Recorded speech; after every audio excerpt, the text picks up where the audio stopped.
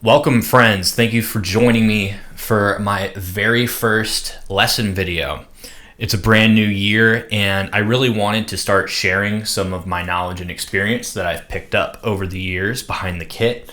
And I have a lot of educational content planned for this year. And my very first installment will be Schism by Tool off of their album Lateralis, released in 2001. So today I'm going to go through some of the main sections of the song, and I'm going to teach you how to play it. And as this is my very first lesson video, please give me some feedback in the comments. Let me know what you'd like to see more of, what went well, what maybe didn't, what could be improved, and what you'd like to see in the future. And without further ado, let's get into it. A couple things that I wanted to cover before we get into the dirty details of what we're playing. I see a lot of people online in videos counting this in 6/4. This, while technically you could make an argument for that, this should not be felt in 6/4. This should be felt as alternating measures of 5 and 7, 5/8 and 7/8. So instead of 1 and 2 and 3 and 4 and 5 and 6 and, we want 1, 2, 3, 4, 5, 1, 2, 3, 4, 5, 6, 7, 1, 2, 3, 4, 5, 1, 2, 3, 4, 5, 6, 7. And also, when we're playing, if we want to sound at all like Danny Carey, you gotta hit hard. So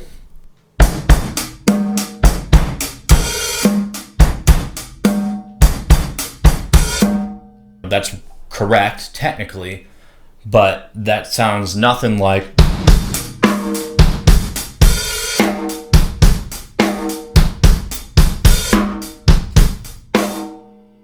Big difference.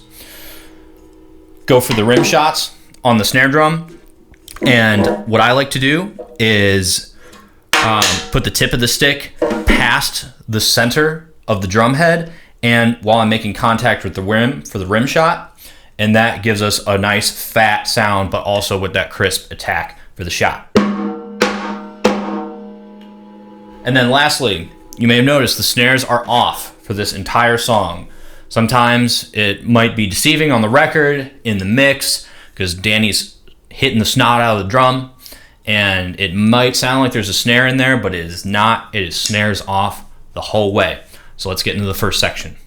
First up is what I'm going to call the verse, and that's basically the main beat or the main pattern of Schism. And for reference, this section happens for the first time right around the 26-second mark. And this section appears 3 times with slight variations throughout the song. And what we have is a phrase that consists of 12 eighth notes total, but is split into a measure of 5 and a measure of 7. So we have that 1, 2, 3, 4, 5, 1, 2, 3, 4, 5, 6, 7 grouping of notes. And that's where we get the main pulse. 1, 2, 3, 4, 5, 1, 2, 3, 4, 5, 6, 7, 1, 2, 3, 4, 5, 1, 2, 3, 4, 5, 6, 7. And how the beat lines up with that is we have our kick on beat 1 and our snare on beat 3 of the first measure of 5. And then on the measure of 7, we have the kick on beat 1, the kick also on beat 3, and then the snare on beat 5.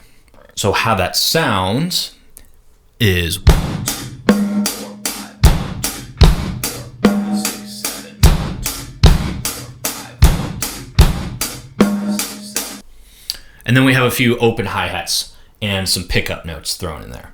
So with those added in, we now have.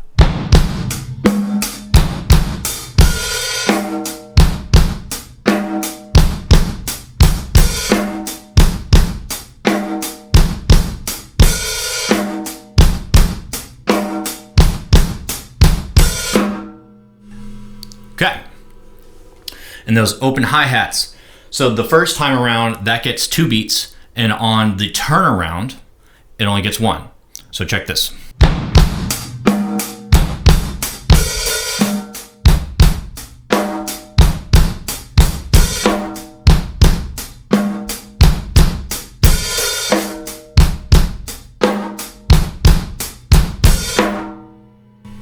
2, then 1. Okay, and then the last little piece we have to add in are the triplets in the hands. And those go on the last beat of each measure in this pattern. So it goes on the last beat of the 5 and the last beat of the 7. So what that sounds like is this. And I'll do the pickup note going into it.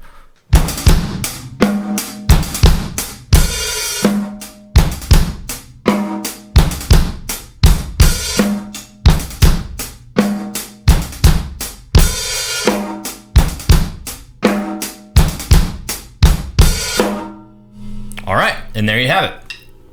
That is the main beat of Schism. So there are a couple variations that I want to cover real quick before I do the demo with the click. And the first one is what we hear in the first verse, is what I'm calling it. So we do a round with the triplets on the hi-hat. And this can also be played on the high tom. And so same exact sticking, same timing, it just, we switch the voicing over to the tom. So that sounds like this.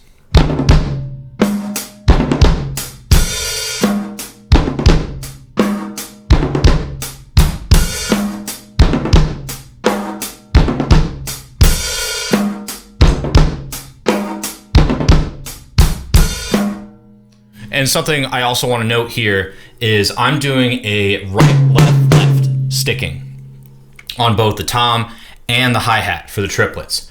Now, what I think Danny Carey actually does is an alternate single stroke sticking right, left, instead of.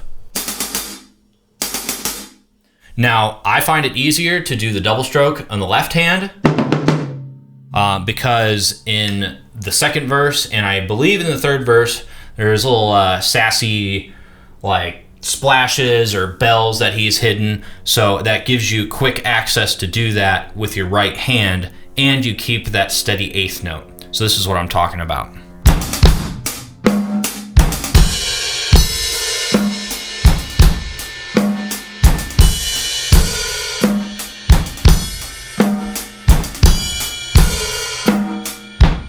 Got it? So you keep that steady eighth note pulse at all times with the right hand and just cover the triplets with a double on the left. That's how I prefer to do it. If you'd rather do it single stroke, that's totally fine. Just know that the accent of that triplet, you're gonna have your left hand hitting with your second kick drum. Awesome.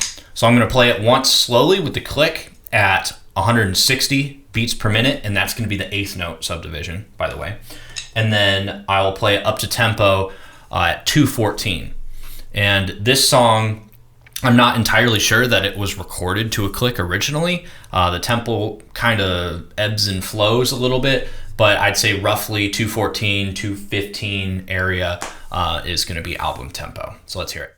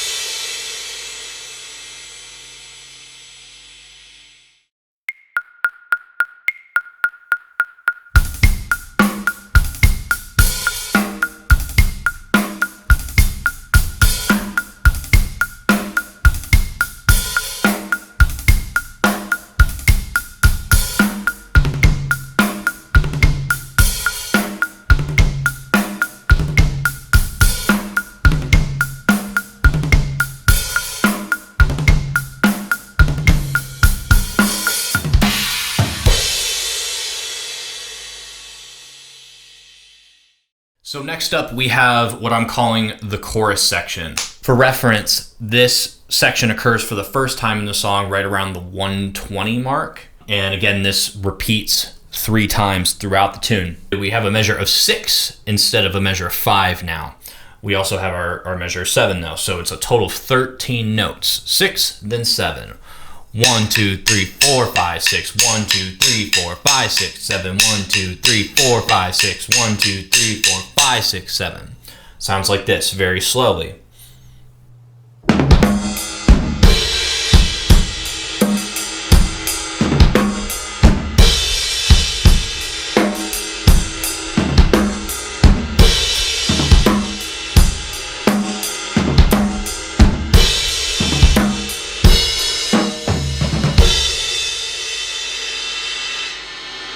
So you'll see what we have in there. We still have that sort of triplet figure that we had in the verses, except now we split it between the floor tom, back tom, and snare and kick. So what that is a right, left, kick, left, triplet. And on the last note of that, on the downbeat, we want to hit both the snare and the ride cymbal to keep the beat going.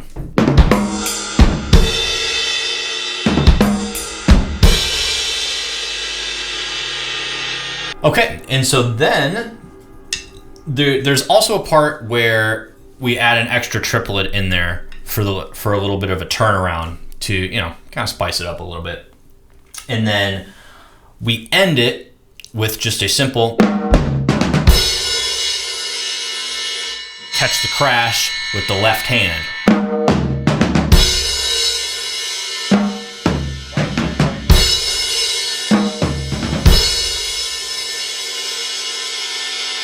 So here's what that sounds like at 160 and at album tempo.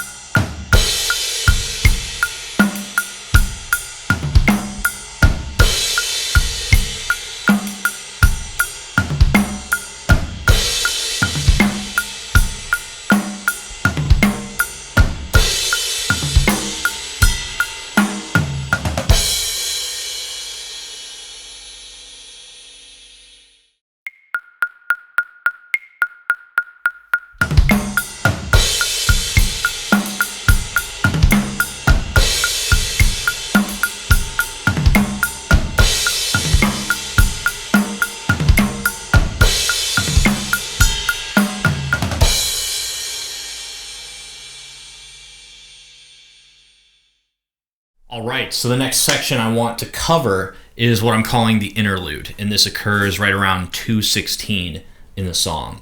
This is the part where the guitars get really heavy and we switch to more of the open hi-hat feel for the timekeeping in the right hand.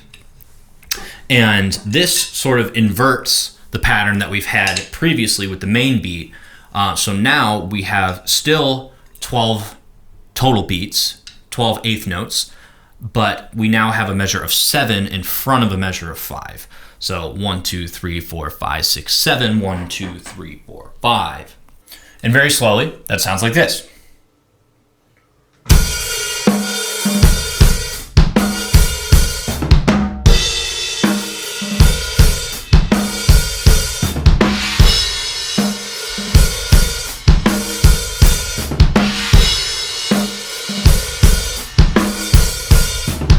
So in there, you can see we have the triplets again.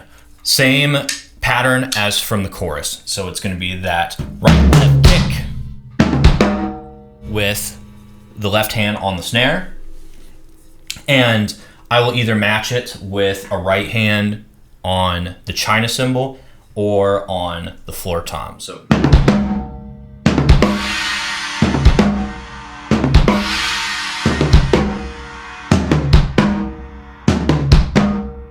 just like so. And the only other important thing that you really need to know is to, you want to leave the hi-hat open, but then choke it right at that point in the midsection of the pattern. So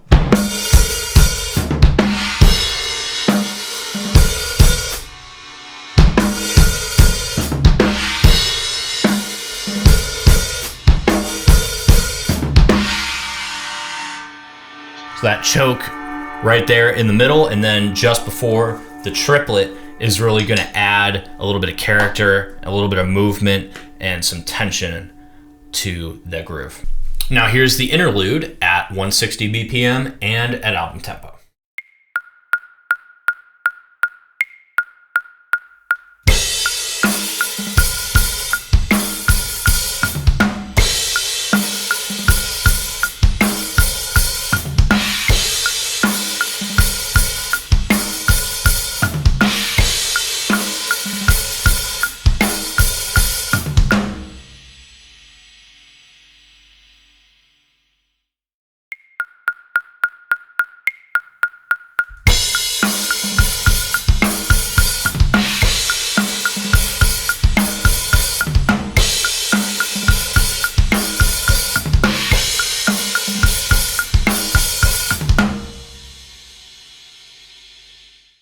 Alrighty, so now we're getting into the double kick.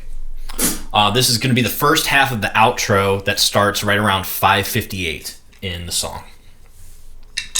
So what we have is essentially just repeating triplets.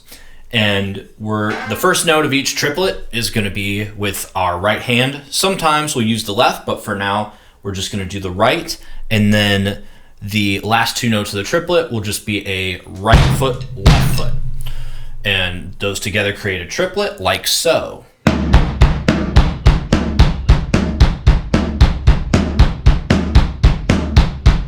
This goes back to the measure of 5, then measure of 7. The I know the pieces fit. 1, 2, 3, 4, 5. 1, 2, 3, 4, 5, 6, 7.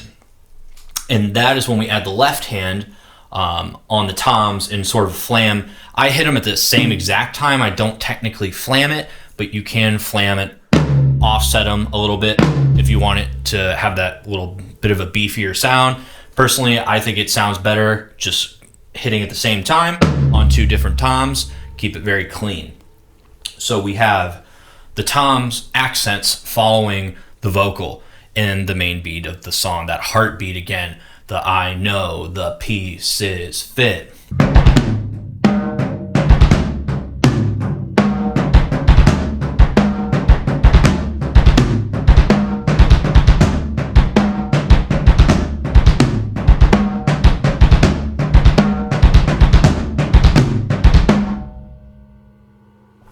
And you can see right there, between sort of the triplets that I'm doing with the double kick, I also have a single right kick in there and a 16th note subdivision between some of the tom hits.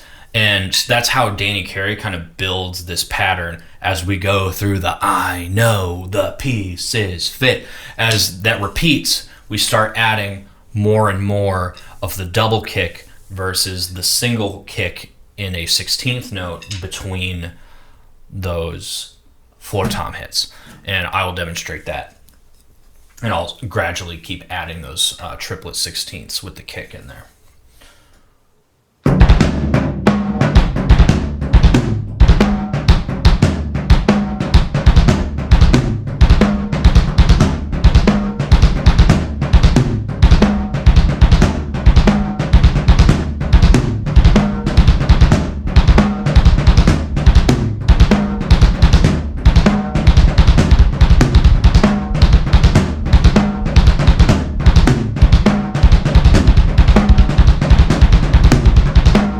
And right at the end, on the last, I know the pieces fit, we just have a 16th note triplet, roll, single stroke, straight down the toms.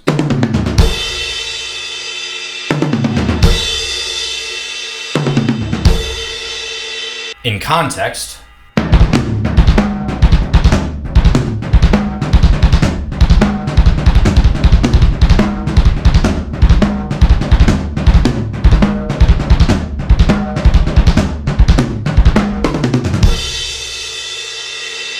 so it's right after that. All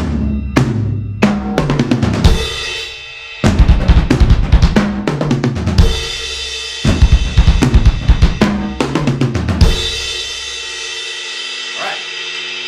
And again, here's that at 160 BPM and then at album tempo.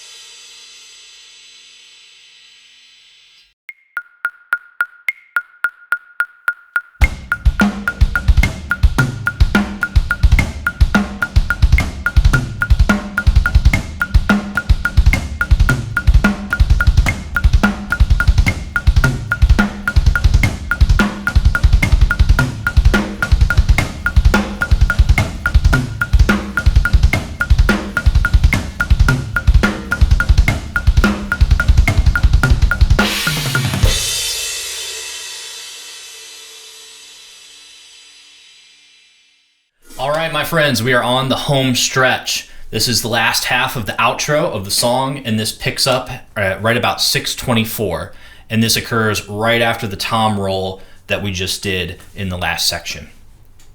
So, in terms of the timing, this is no longer a phrase of 12. We have a phrase of 8 now, and that is split up between a measure of 5 and then a measure of 3.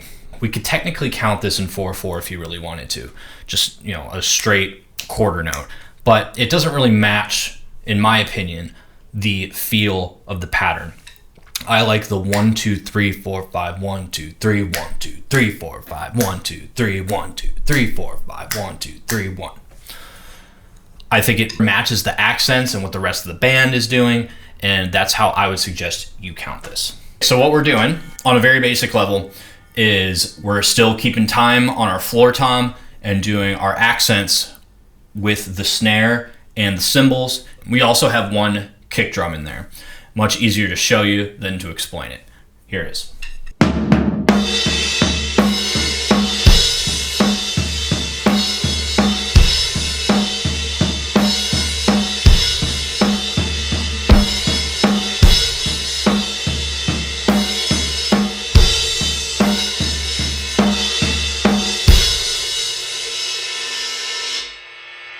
And then once you have that pattern down, all we're doing to complete the first part of this is adding those 2 kicks in there to create the triplets right before we do the accents with the snare. So what that sounds like is this.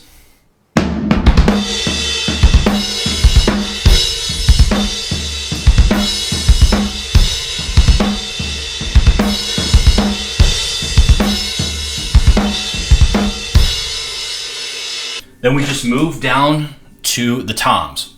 All the accents are here, and we're going to town on the triplet double kicks.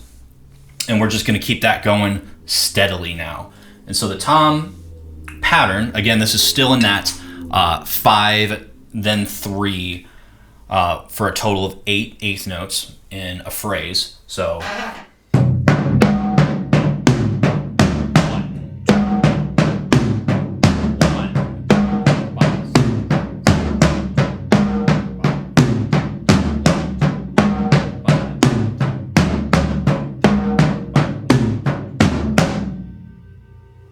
One, 2, 3, 4, 5. 1, 2, 3, 1.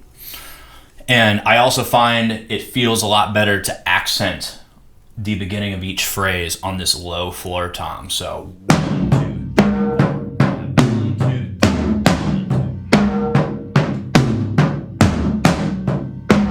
2, 3, 4, 5, 1, 2. Okay. And then all that's left to do is to add the triplets in there.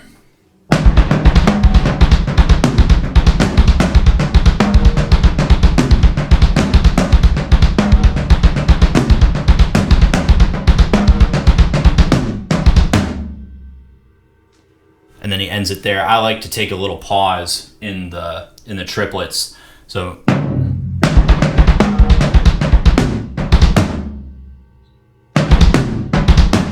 I also want to mention real quick before I do this with the click, as mentioned previously, this song I do not believe was recorded to a click. So the tempo at the end seems to speed up. So before, towards the beginning, we were around a, eighth note equals about 214, 215, something like that. And once we get towards the end, as we're gradually speeding up, we get to like a eighth note equals 220 all the way up to probably around 228. So whenever you're setting a click for your practice, just put it somewhere in that range. And if you're pushing yourself, make sure you go up to the higher end of that range and you'll be good to follow along with the song. So here it is, one time through at 160, and then we're gonna do it at album tempo.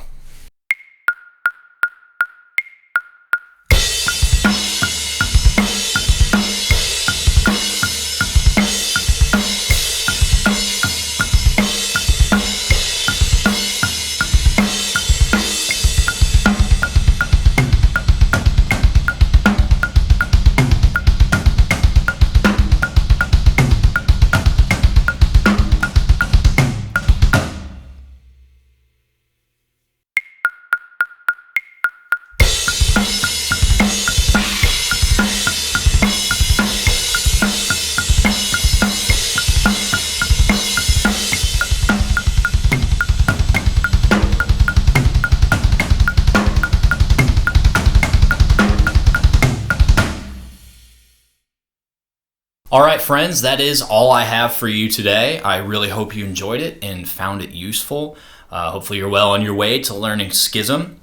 And please let me know. I was considering doing a entire breakdown of this song. I'm talking like every single section, every fill, along with a complete transcription. However, all that work involved, I wasn't sure I'd ever get the video out. So I wanted to get some feedback from you. If you think you would find that valuable and want to go in that extra depth, please let me know in the comments. And again, please like, comment, subscribe. Let's build up this channel.